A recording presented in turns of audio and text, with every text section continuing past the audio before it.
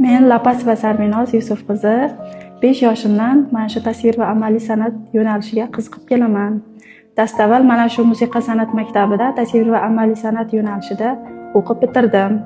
Keyinchalik 2015-yil Kamoliddin Behzod nomidagi Milliy rassomlik va dizayn institutiga xattotlik va miniatyura yo'nalishiga talabalikka qabul qilindim.